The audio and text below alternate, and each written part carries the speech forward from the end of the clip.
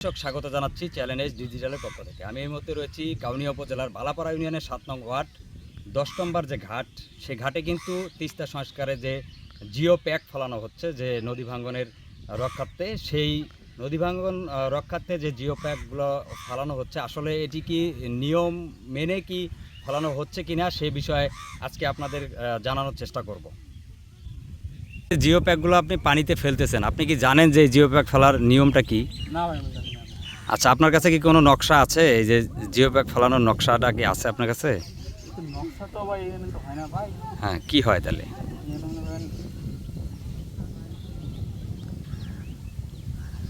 কি হয়? সাধারণভাবে এমনিতেই ফেলা হয়।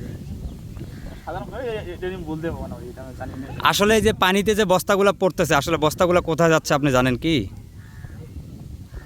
পানি তো বলা তো যাবে না ভাই, এটা কি আমি কেন বুঝুন? আপনি বুঝুন না, আমি বুঝুন, পানির মধ্যে তো বলা যাবে না। এটার তো একটা ফালানোর নিয়ম আছে, আমরা যতটুকু জানি। সেটা ভাই জানি না ভাই, আমি বলতে পারলাম না।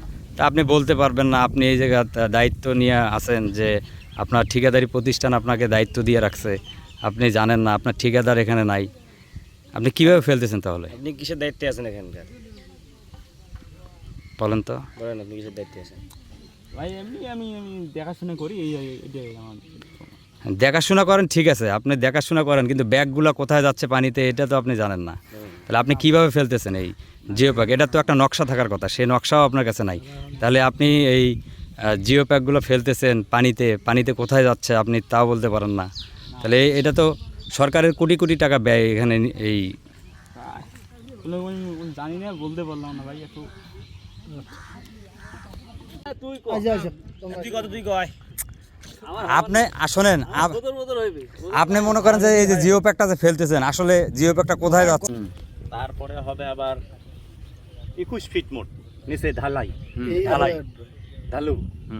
21 ফিটের পর এটা হবে 45 ফিট নিচে। এই বস্তাগুলো সব ওই 45 ফিটে পড়বে। মানে প্রথমে যখন আমি কাজটা নেই কথা কই, তখন আমাকে এভাবে যেটা বুঝিয়ে দিছিল যে ওই 45 ফুটে এই জিও ব্যাগগুলো সব ডাম্পিং হবে।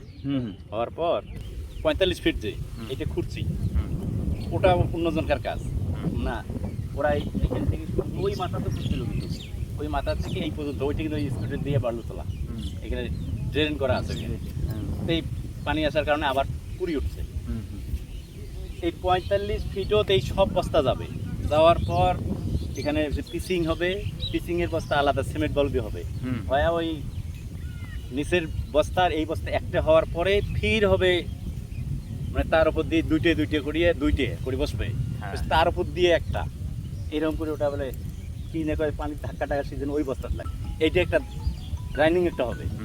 তো এখন যে কাজটা হইতেছে লেট হয়ে যাওয়ার কারণে আপাতত দিলেন পড়ছে এটা যাতে এটা ভাঙি না যায় বাড়িতে, আপাতত এরকম ফেলে দাও। পরবর্তীতে এই বস্তাগুলো টান দিয়ে তারপরে পিচিং এর কাজ করবে, মানে পরে যেটা আমাকে কইলো যে যাতে ভাঙি না যায়। এখন এই বস্তাগুলো যে ফেলাচ্ছে, হ্যাঁ, এটা মৌসুমে করার কথা ছিল, হ্যাঁ তাই না? হ্যাঁ, এটা শুকনা মৌসুমে নিচ থেকে ভরাট হয়ে উপর দিকে আসার কথা। হ্যাঁ।